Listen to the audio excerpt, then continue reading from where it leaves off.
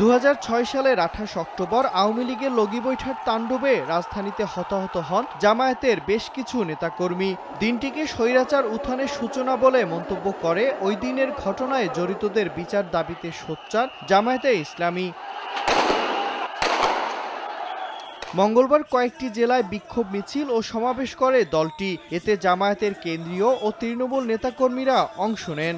বক্তারা অভিযোগ করেন, দেড় যুগ আগে রাজধানীর বাইতুল মোকাররমের সামনে জামায়াতের সমাবেশে আওয়ামী লীগের তাণ্ডবকারীরা লগি বৈঠা দিয়ে হামলা চালিয়ে ৪ জনের প্রাণ কেড়ে নেয়। বিগত দুঃশাসনে সেই হামলার বিচার হয়নি।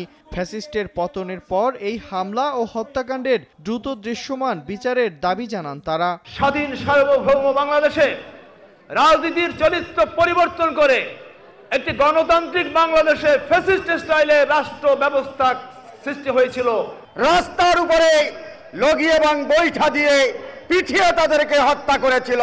ফের স্বৈরাচার ও ফ্যাসিস্টের আগমন ঠেকাতে জামায়াতের নেতাকর্মীরা সজাগ আছে বলেও হুঁশিয়ারি দেন নেতাকর্মীরা। মিরন আহমেদ, সময় সংবাদ।